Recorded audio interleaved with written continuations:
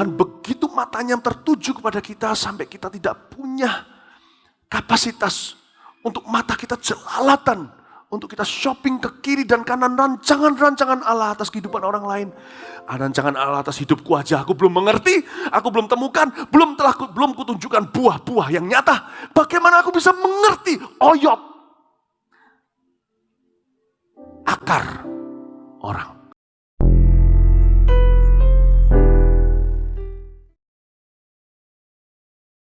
Saya akan bicara hal yang dasar yang semua kita harus tinggalkan. Lembu yang harus dikorbankan. 1. Pikiran yang kecil. Small thinking. Let go. Catat itu. Yang ini seragam. Apapun profesinya. Di kilometer berapa kita melayani Tuhan. Bidang apa, departemen apa, berapa tahun ikut Yesus. Tidak masalah. Semua kita dituntut hal sama. Yang ini semuanya harus korbankan. You have to sacrifice your little mindedness. Kalau kita mau menerima perkara Allah, perkara besar, kita harus tinggalkan cara berpikir kita yang kecil. Ya? Kalian pernah perhatikan nggak? Sekarang dari sisi yang satunya. Elisa kan peduli dia kembali memasakkan tetangganya. Pernah kepikir nggak? Orang-orang di desa saat itu pasti kepo. Mereka nggak akan ngerti hubungan dengan Elia. Saya buktikan mereka nggak ngerti. Jangankan mereka, 50 nabi per stop di Gilgal, Yeriko, terus sampai sungai Yordan. Sebelumnya nyebrang, semuanya nggak mengerti panggilannya Elisa. Mereka bisik-bisik dan berkata, tahu nggak Tuanmu itu mau diambil dari kamu. Mereka hanya menggosip pria, nabi loh ya. Saya yakin mereka semuanya gumun di hati. Mereka semuanya pada bicara satu sama lain. Ada 1000 orang maka ada 1001 opini. Yang satu berubah opini nantinya. Mereka bicara, what's up with Elisha? Apa yang terjadi dengan Elisa? Mereka akan punya versi sendiri-sendiri.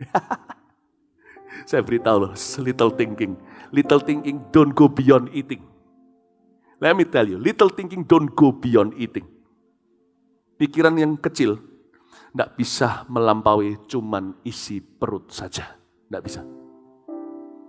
Batasnya dia adalah perutnya. Pikirannya telah terkutuk kerdil selamanya. Sedangkan Tuhan berkata, my thought is higher than your thoughts. Pikiranku lebih tinggi dari pikiranmu. Satu-satunya jalan membuat hidup kita terekspansikan. Yesaya 54, mengembang ke kanan kiri itu bukan bisnisnya, kitanya. Sebelum Mazmur 1 dari Yesaya 54, mengembang ke kanan ke kiri sehingga apapun yang kita perbuat berhasil. Karena tangan yang memegang apapun, jikalau hati pikirannya sudah dikembangkan kanan kiri, apapun yang dia pegang, ngembang ke kanan kiri.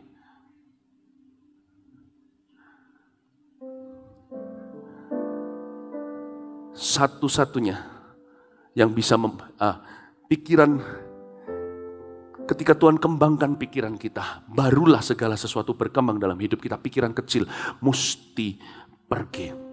Pernah mikir enggak orang-orang ini? Waktu mereka makan,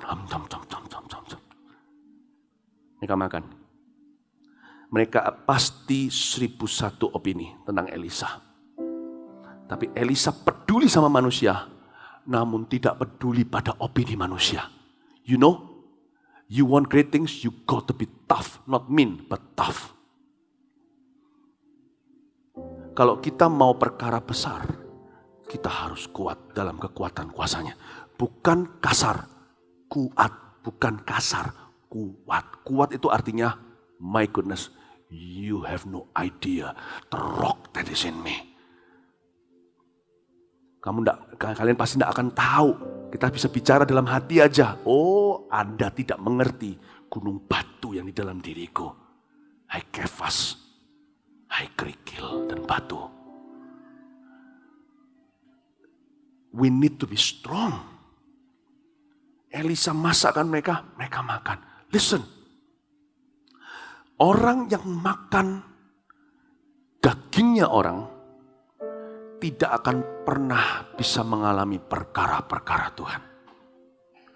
Not only bukan hanya dia tidak buta, kita tidak buta terhadap diri sendiri. hanya memikirkan diri sendiri, kita jadi busybody.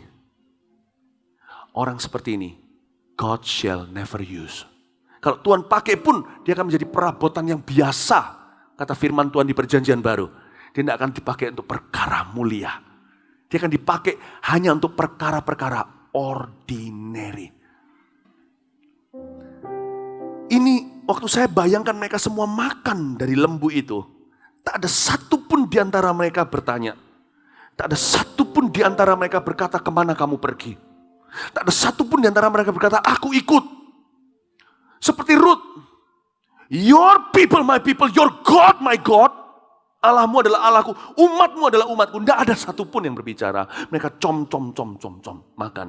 Dan lap mulutnya. Puas. Good night. Saya berkata, yang makan ditinggal Tuhan. Yang masak disertai Tuhan. Kita yang mana? Yang masak rencana Allah atau yang makan rencana Tuhan atas hidup orang lain? Buah bibir kita. Which one are we? Tangkap ya ini. Pikiran kecil, salah satu tandanya adalah dia tidak akan clear dengan panggilannya. Tapi dia akan mencoba untuk mengerti panggilan yang bukan atas dirinya. Then you'll be not only, bukan hanya tidak blinded to yourself, you'll be confused with yourself. Kita akan bingung dengan diri sendiri. Tahun-tahun ke depan, mari kita fokus ke pertumbuhan pribadi kita. Di hadapan Tuhan. Respon hati kita di hadapan Tuhan Yesus. Mari kita berkaca dengan firman dan berlomba-lomba bertumbuh. Amin. Amin. Tuhan begitu matanya tertuju kepada kita sampai kita tidak punya kapasitas untuk mata kita jelalatan. Untuk kita shopping ke kiri dan kanan rancangan-rancangan Allah atas kehidupan orang lain. Rancangan Allah atas hidupku aja aku belum mengerti, aku belum temukan, belum kutunjukkan buah-buah yang nyata. Bagaimana aku bisa mengerti oyot akar orang. Karena itu jangan kita, tugas kita, bagian kita. Makanya saya jadi ngerti firman Tuhan berkata di Roma 12. Jangan pikirkan lebih tinggi daripada takaran imanmu. Ini bukan bicara tentang apa yang kita pikirkan, tapi kenallah takaran iman. Takaran iman kita di mana, bertumbuhlah di situ. Dan Tuhan akan minta pikiran-pikiran kecil kita untuk pergi. Beberapa pikiran kecil ya, saya kasih contoh. Tulis ini beberapa pikiran kecil yang sudah, tanpa kita sadari sudah ada dalam diri kita. Satu, aku tidak layak. I'm not worthy. Nah ini harus hati-hati ya. Karena seluruh society, seluruh masyarakat mempopulerkan ini. I am not worthy. Jangan salah mengerti. I am not worthy. Aku tidak layak. Patut diucapkan sebagai doa pertobatan waktu kita ditemplak oleh Tuhan. Oke? Jadi itu adalah salah satu tugas Roh Kudus menginsyafkan kita. Kalau kita merasa diri tidak pernah berdosa, malah justru kita salah. 1 Yohanes berkata, kamu hidup dalam dusta. Kalau seorang berkata dirinya tidak berdosa, dia telah berdusta dan menganggap Allah adalah pendusta. Tapi barang siapa mengakui dosanya, Tuhan akan ampuni dia dan sucikan dia dari segala kejahatan dan akan menghapuskan kesalahannya. 1 Yohanes, ingat ya, pasal pertama. Saya tidak bicara dari sisi itu, saya lebih bicara tentang I'm not worthy. Perasaan ini bahaya, ini bukan kerendahan hati. Ini sifatnya minder. Minder bukan rendah hati, be careful. Apalagi jangankan di Indonesia. Di Amerika aja begitu, cuman bedanya di Indonesia lebih sifat kita karena kita ini kebudayaannya lebih sungkanan. Makanya itu kita jarang memberi pujian karena kita pun jarang dipuji. Do you know that it's okay to feel good about yourself in the Lord? Yohanes 15 berkata, di luar aku tidak bisa berbuat apa-apa. Tapi tahukah Anda bahwa Anda bisa apresiasi buah-buah Roh Kudus dalam hidupmu sendiri? Selama itu di dalam Kristus. It's okay. Sehingga kalau kita ada sesuatu, kita selalu merasa tidak layak untuk itu. Dan perasaan ini kelihatannya tipis dengan rendah hati, benangnya abu-abu. Tapi kita akan bisa lihat nanti ketika lalang dan gandum bertumbuh bersama-sama, kelihatannya sama.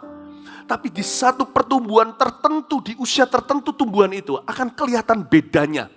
Yang satu akan mencekik, yang satu berusaha bertumbuh. Yang namanya I'm not worthy akan tumbuh berikutnya ke pikiran ini. Ini tulis ya, biasa aja. Biasa aja. Udahlah, biasa aja. Biasa aja. Nah, ini akan hati-hati. Ini pikiran, nah di sini mulai kelihatan ini lalang, bukan gandum. Biasa aja. Sehingga kita dalam pertemanan juga sama dari sejak kita SMP, SMA, SD juga. Kalau ada yang berbeda, langsung dianiaya. That is already the world culture. Ada yang menonjol, akan disikat. Komunisme bukan ideologi. Komunisme itu sifat. Kita semua sama rata. Siapa satu kepala di atas, penggal. Lalu temannya akan dikatai sesuatu. Di sekolah kan begitu. Pernah enggak? Oh, kamu sudah jadi seperti kita. Ada sebuah pressure. Namanya leaderless culture. Semuanya harus sama. Semua pakai ini, semua harus pakai itu. Kalau enggak pakai, merasa kurang apa. Dan kalau semuanya bicaranya satu bahasa, semua misuh. Contohnya semua bicara bahasa swearing gitu ya. Semuanya. Kalau yang enggak, nanti dibilang fanatik, dibilang gimana. Semuanya harus. Padahal semua mereka takut satu sama lain. Padahal siapa pemimpinnya enggak tahu. Coba pernah mikir enggak? Semua seolah-olah harus begitu. Dan dimulai dengan orang-orang yang vokal, yaitu gadis-gadis yang populer atau cowok-cowok yang populer di sekolah. Mereka yang cool, yang keren dan sebagainya. Sebenarnya mereka keren juga supaya tunjukkan pada yang kurang keren. Bahwa mereka keren. Mereka supaya membutuhkan adoration atau membutuhkan pujian dari orang-orang yang kurang keren. Agar mereka merasa keren. Jadi sebenarnya mereka tidak pernah merasa keren. Mereka butuh orang yang kurang keren untuk buat mereka rasa keren. Sedangkan orang yang kurang keren merasa, aku kalau deket sama orang keren itu, aku jadi keren. Padahal dia lupa. Kalau orang yang keren itu butuh adoration-nya, butuh worship-nya, butuh pujiannya, butuh pengagumannya, baru mereka merasa keren. Siapa yang keren? Yang gak keren. No leader society.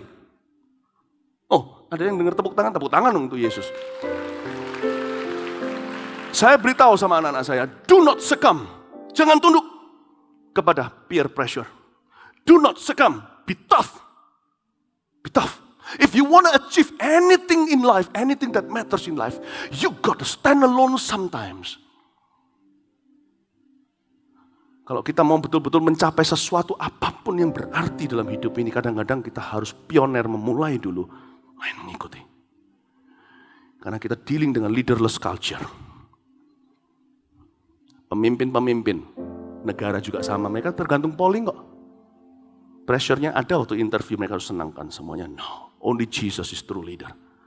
Dan Tuhan taruh apa di hidupmu, setia dengan itu. That will be your leadership. Itu kepemimpinanmu. Pemikiran kecil, saya tantang hari ini. Dimulai dengan kata I'm not worthy, sehingga ketika lihat orang lain worthy, dia juga harus paksa mereka merasa not worthy as he is. Itu bukan kerendahan hati, karena kerendahan hati akan membuat orang itu murah hati. Rendah hati selalu sama murah hati itu adalah twins, atau identical twins, atau sebagai bayi, atau sebagai saudara kembar. Identical. Kalau ujungnya bukan murah hati, itu bukan gandum, itu lalang. Sehingga orang yang berkata I'm not worthy kelihatannya rendah hati. Nanti kelihatan kalau ada orang lebih worthy, dia akan berkata you shouldn't be worthy. Kamu harusnya tidak layak seperti saya. Dia nggak terima orang lain diberkati. Tidak terima orang lain dipakai. Tidak terima orang lain diperhatikan. Tidak akan terima. Karena dia merasa semua orang harus biasa saja. Jangan menonjol. Orang seperti ini, tanpa disadari, tidak akan pernah ada orang besar tumbuh di dalam pelayanan, karir, dalam hidupnya, dan dalam keluarganya. Karena dia mencapai satu patokan. Patokan terakhir dari pemikiran tadi itu, inilah yang saya sebut sebagai matangnya lalang. Tulis. Tadi kan aku tidak layak. Kedua, biasa aja. Tiga, kita. Ya, we. Kita. We. When you become more than we. Ini bahasa Inggris yang salah. Kalau kamu menjadi lebih atau beda dari kami. Kata kami itu bahaya. Dan kamu menjadi musuh kami. Karena orang gini tidak akan pernah mengalami perkara baru. Karena mereka bisa berlutut di lututnya, tapi tidak tahu apa yang mereka doakan. Kamu berdoa tidak dapat apa-apa karena kamu tidak tahu apa yang kamu doakan. Ketika dia berdoa, Tuhan bangkitkan. Ketika bangkit orang, maka kita benih dan buah dari doa kita akan kita aniaya. Karena itu kalau saya doakan seseorang, contohnya Tuhan pakai dia, saya akan dikonfrontasi. Benar kamu minta orang ini dipakai, karena kalau dia dipakai, dia akan menjadi musuhmu. Bukan dia jadi musuhmu, kamu akan memusuhi dia. Saul meminta kerajaannya diberkati, dimunculkan Daud. Beda, dia lempari lebing. Makanya itu, kenapa Tuhan tidak bangkitkan pemimpin di dalam ministry kita?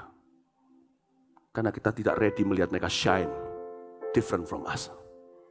Dan tidak siap melihat mereka bersinar. Karena kita punya satu berhala namanya we. Anything that is not like we must die. Dan again, sekali lagi, a leaderless culture. Kebudayaan tanpa pemimpin. Yang tidak lagi celebrate perbedaan. Tidak lagi merayakan keindahan dalam setiap orang. Tidak lagi melihat. Jadi bukan lagi Tuhan yang pegang kendali. Tapi manusia yang memegang kendali. Pikiran kecil seperti ini harus pergi. Amin? Amin? Ya. Saya selalu, ini saya terapkan in my life dalam kehidupan saya. Wow. Karena manusia itu adalah daging tradisional. Jadi kita punya patokan itu selalu ke belakang dan ke diri. Patokan kita itu selalu behind dan selalu ke belakang dan ke diri sendiri. Manusia tidak punya patron, kecuali dia reach up, kecuali dia mengangkat tangannya dan menggapai hukum yang lebih tinggi. Dia akan selalu membandingkan segala sesuatu dengan pengalamannya, sekelilingnya, dan terutama dirinya sendiri. Dan dia namakan diri, sekeliling, dan belakangnya itu we. You should be like we. Dan ini pikiran kecil, God cannot birth great things in your life. Karena the moment Tuhan bangkitkan Daud, kita akan lempari lembing. Waktu Tuhan bangkitkan Musa bayi kemerah-merahan, kita langsung mau tenggelamkan dan bunuh sebelum dia dilahirkan. Anything that God produces in your life, you are immediately going to kill it. Apapun perkara besar dan baru yang Tuhan lakukan di antaramu atau di dalam hidupmu atau di bawahmu atau melaluimu, akan langsung kau bunuh. Hati-hati dengan pikiran kecil. 2, perkataan kecil.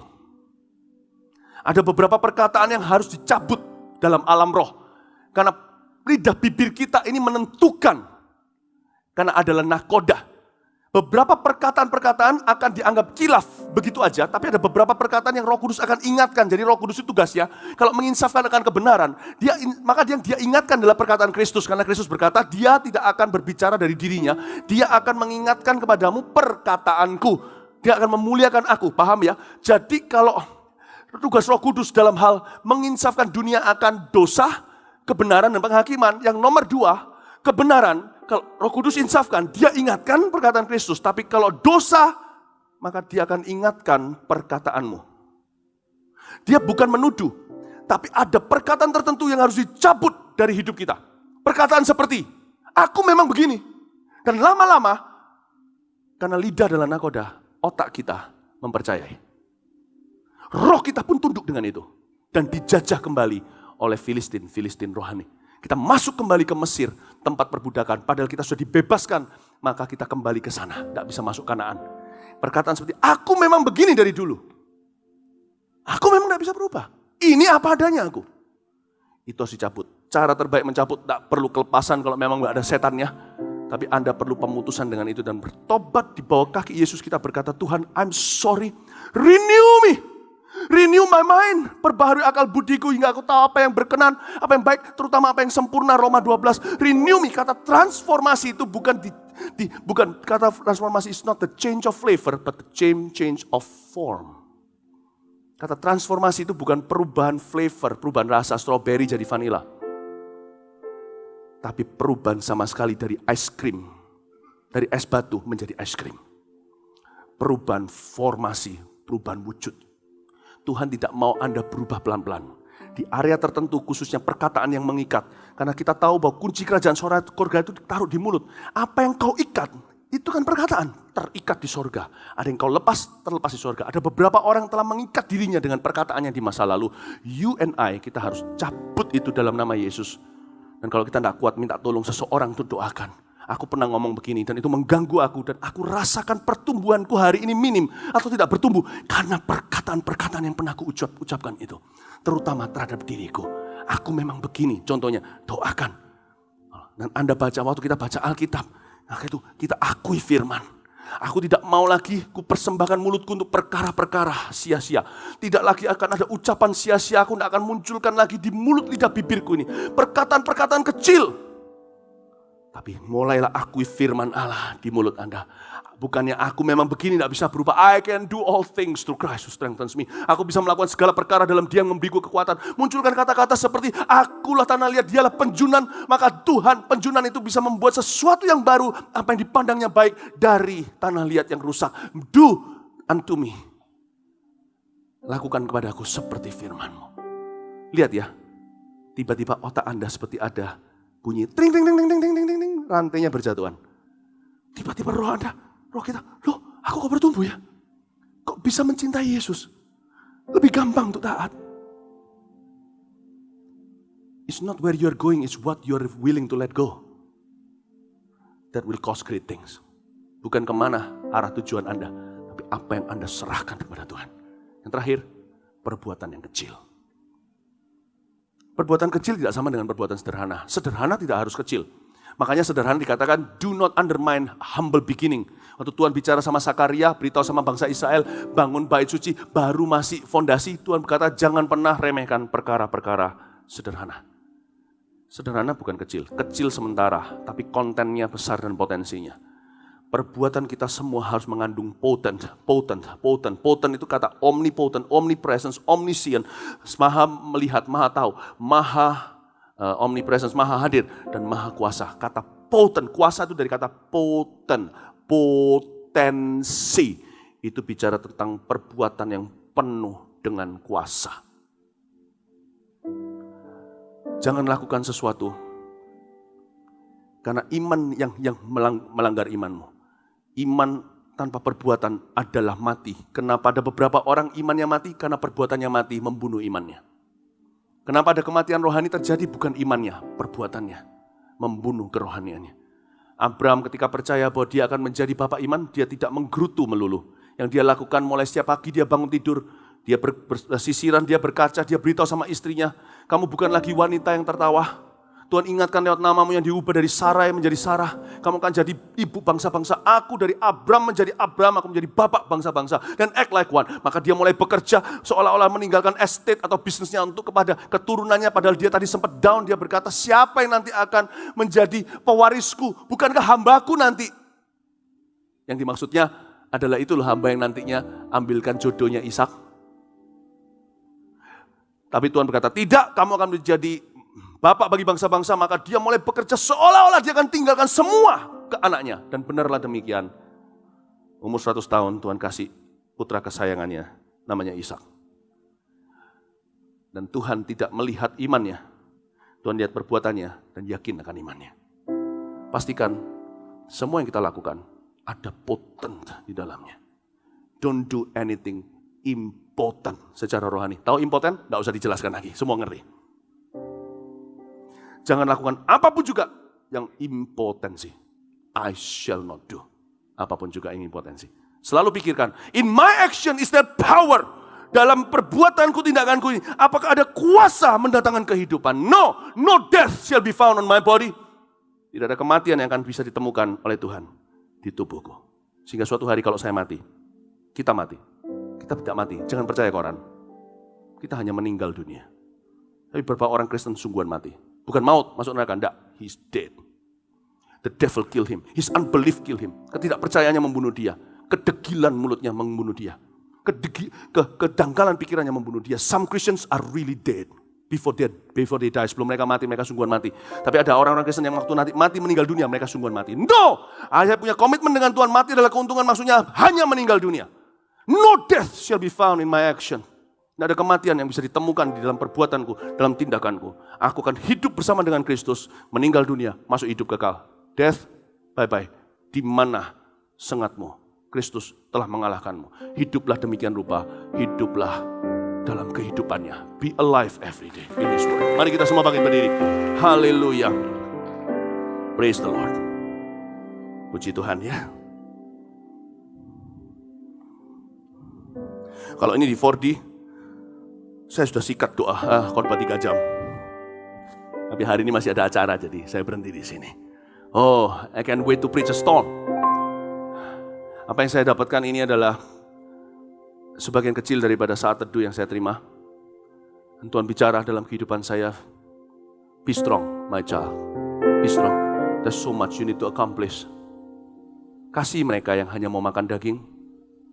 Love them. Cook for them. Masak. Go back for them. But don't follow them. Tuhan selalu ingatkan. You have something to achieve for me. Continue. Wow. Wow. Makanya itu Daud berkata, you are my strength. Kaulah kekuatanku. Saya minta setiap orang di antara kita,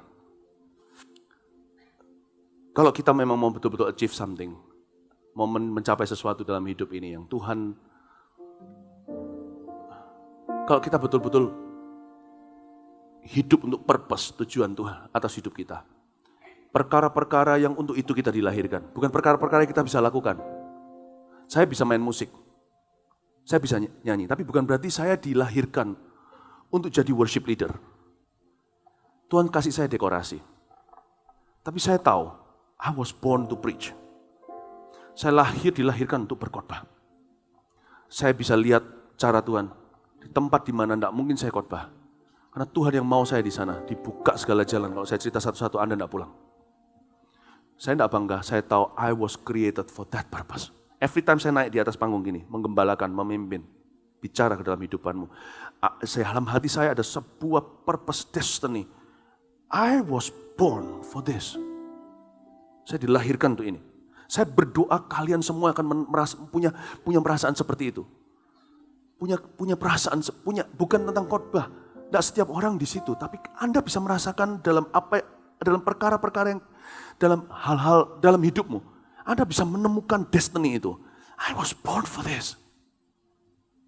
Waktu Tuhan mendatangkan saya ke dunia ini lewat kandungan mama saya, pasti Tuhan memikirkan ini untuk ini.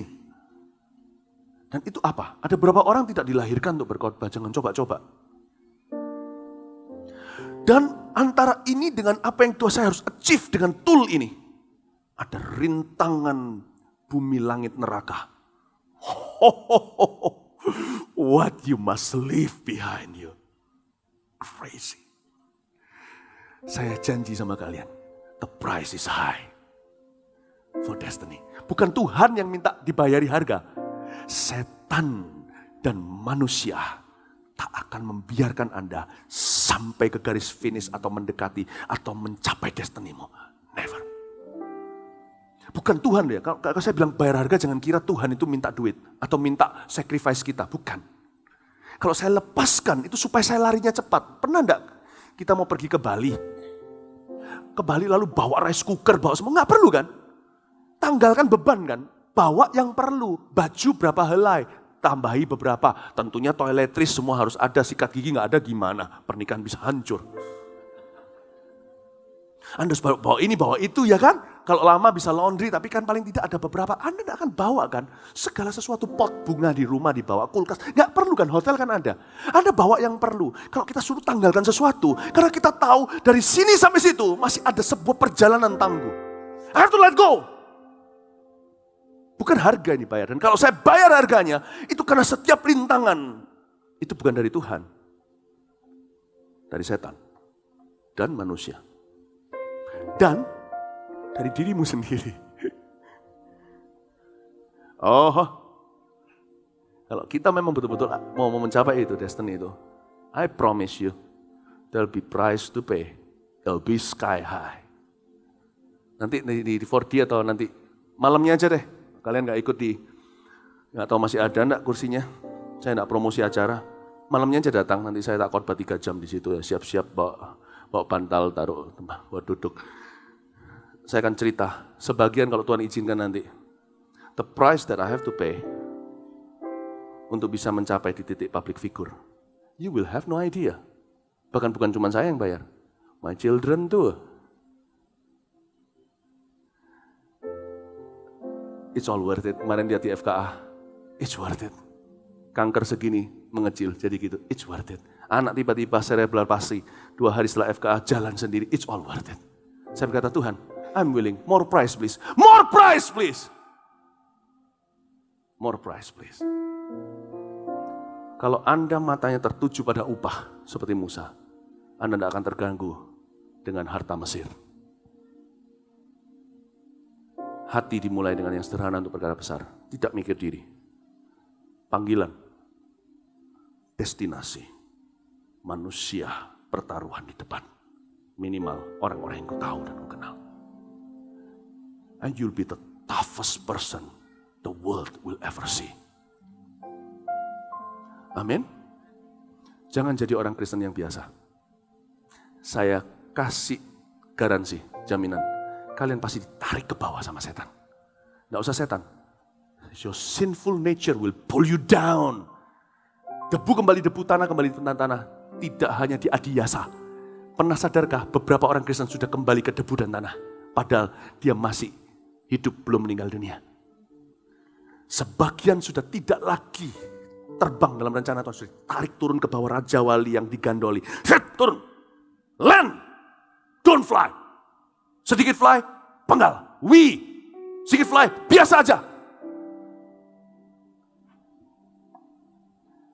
Kalau Anda mengizinkan orang biasa bicara sama Anda seperti itu, Anda jadi biasa. Itu pilihan Anda. My crown, no one will steal. No one will steal. Saya berdoa, Jemaat Pro M, transformasi pikirannya. Tidak boleh ada pikiran kecil. Tidak boleh ada perkataan kecil. Tidak boleh ada perbuatan kecil. Karena Tuhan mau datang, Tuhan mau pakai kalian semua dengan luar biasa. Kasih tepuk tangan Tuhan. Haleluya. Praise the Lord.